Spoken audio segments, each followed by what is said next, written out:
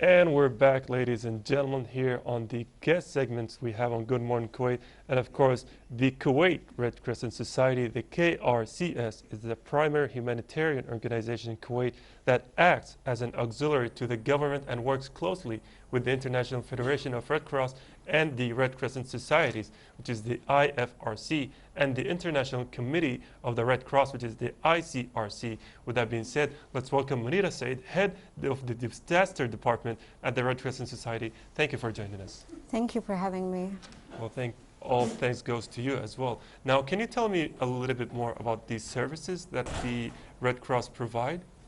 Actually, the Red Cross and the Red Crescent movements provide a lot of humanitarian services, such as providing first aid, food distribution, shelter assistance.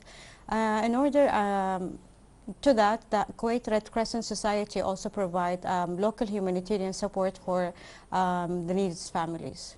Yeah, and mashallah, you know, as always, whenever there are news of some disasters happening, you can always see the Red Cross and the Red Crescent there participating and helping others. With that being said, I do want to ask you about Kuwait's international help and the role it played, especially here in 2026. In 2026, actually, Kuwait continues its major international humanitarian role by providing the needed countries that face either crisis or armed conflicts in order to natural disaster. KRCS provide them with their needs, according to what I said previously, with shelter assistance, providing foods, medical support, and field hospitals. And now, you know, obviously we're here on the Eid, you know, during the Eid season, and a lot of people during Eid have the rituals of sacrifices, right? Yeah. But when it comes to the Red Crescent, like, are there any, you know, activities, any stuff that they do specifically in these kind of times? Yes, these type of activities which already we need to participate in, which is related to our community as well. KRCS provides with the Hajj campaign. There's a volunteers who are participating, and they left Kuwait since 2 or 3 days ago just to participate in the Hajj, plus giving the necessary needs, the first aid or helps for Hajjaj. In order to that, our local department, which used to provide people with the needs and assistance for Eid, let's say campaigning for Eid al-Adha or Eid al-Fitr, we provide food distribution such as meat for Eid al-Adha, as well as they are arranging now to produce some clothes, gifts, especially arrange some field or hospital visits for those people during Eid. Oh, mashallah. You know, it's always commendable operations when it comes to Red Crescent societies. Now, when it comes to the International Red Cross, the ICRC here, especially in Kuwait, you know, can you elaborate more about their role here in Kuwait?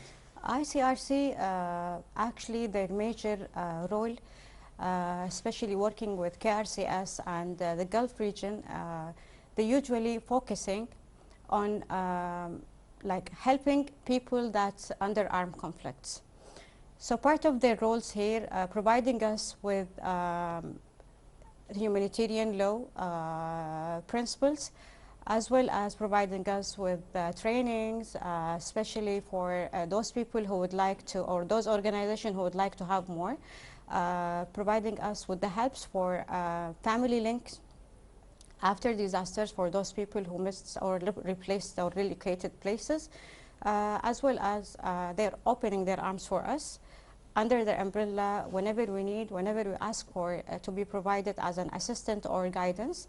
They are here to help us and give us the guidance, especially with the awareness for how to help people, the awarenesses for the first aid and training related to those situations and circumstances. It's like a mutual cooperation. Both sides are helping each other kind of navigate one way or another. Sorry? No, I'm saying that both sides are helping each other. Yes. Yeah. Now, when it comes to people who want to participate, you know, how can they pursue, and you know, specifically about training, you know, whether it's be first aid training or helping during disasters, how can people participate? As a volunteer, you mean? Yeah. They can visit us. They can visit us, and they're welcome anytime to visit us during our working hours. Submitting the required documents, which is related to the identification or certificates, I mean. Once they join as a volunteer, KRCS Volunteer Center will provide them with the basic training, how to communicate with each other, plus how to have or has the first aid training, plus showing them how to join and cooperate with through our activities according to the needs of governments and seasonally campaign. Yes, and they also offer a lot of specialized training courses like first aid training and everything like that. Yes, we do offer specialized first aid trainings with the cooperation with a certified institution here in Kuwait.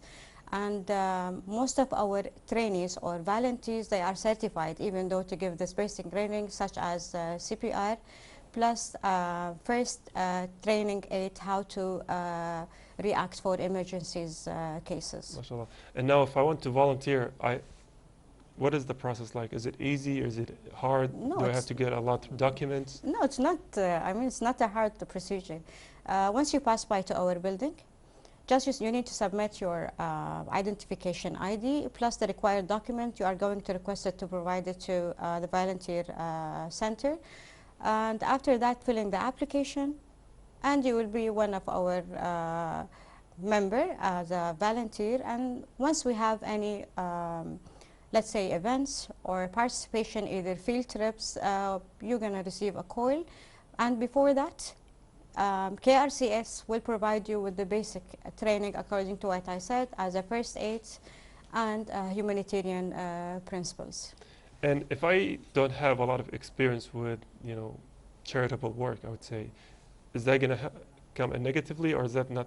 No, not in the equation. It won't affect that. Yeah. No, because you give all the help you need, yes. All the teaching. Yes, we do provide you with all the needs that just to become a part of our volunteer.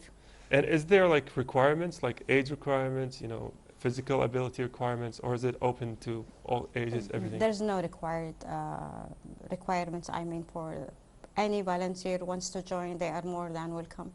It is. And now, speaking about your role, because we did mention that it's within the disaster department. So can you talk more about your role in the Red Crescent? Yes, as a role as head of disaster departments, we're working according appeals or requests through the governance that's related to disasters happens around the world, or let's say any armed conflicts happening. So once we received any appeal, through the platform that related to country to submit those appeals, we work under the committee of projects.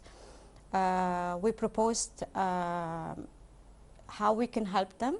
Once we get the final approval with the coordination with international, community and organization related to those appeals, once we get the approval, usually we provide them with their needs, either by let's say submitting for them like shelters or medicines or medical assistance or first aid assistance or even a visit. Yeah. So we're more than happy and always beside those countries, especially Kuwait is focusing on humanitarian situation with those. Works, yes. And that, alhamdulillah for that. Alhamdulillah. And as people, as regular people in Kuwait, is there something we can do to help specifically the disaster department? Is there some kind of donation programs, volunteering programs, specifically for this kind of for disasters? Actually, there's a lot of people who used to pass by or just inquire about how to help. They can help by donate. There's some people they would love to donate, or they would like to donate for specific countries, let's say for Gaza or countries that needs help. Yeah. And according to their needs, we can provide them with the proposal or procedure how we can help those countries. So it's depend. Or people can submit, or people they can donate through also charitable organization here in Kuwait, or any campaigning. At the end, we are work as a one hand, even Kuwait Red Cross Society or charitable organization. At the end, it's a humanitarian role we're focusing on, and that will help people. It's you know, as long as it's something that the government acknowledge, just donate for it, right? Because it's always for a good cause. Now, talking about the Red Crescent Society, if people, specifically those who are watching, they do want to take that step and to donate and to give out. Yeah. Is it through Sahel? Is it through actually going there? Or are there places to donate? Or Usually they were doing campaigning for this. Let's say you can see it before in malls, or like where can they donate and boxes related to KRCS. At the same time, they can pass by. We have specific department which is related to receive donation. They can sit with them confidentially and talk to them about even what they think about. Either they want to donate for what's the purpose, what's the field, either for, let's say some people, they said we want to help with like water. Other people, they want to help with medical services or food services. So it's very easy for anyone just to pass by. We'll direct the person for the right department, and they can donate according to the needs. Yeah, and I think that's always the, you know, the great motto, I would say, for a lot of people, is to donate to the proper places, to the proper establishments, and then they have the resources and the funds to give your donation to their proper locations. Yes. With that being said, I do want to thank you, Muneera Alsaeed, for joining us and talking to us about the role that the Red Crescent Society plays. It's my pleasure. Thank you for the kind invitation, and we're always there, I mean, for helping people, especially in humanitarian circumstances. It's my pleasure for being here. Thank you for your invitation. Well, honestly, all thanks goes to you, especially for taking the time out of your day. So thanks again. But also thank you, dear viewers, for tuning in on that special segment we have on the Eid. That was, of course, our guest, Muneera Alsaeed, head of the disaster department. Back to you at the studio after the break.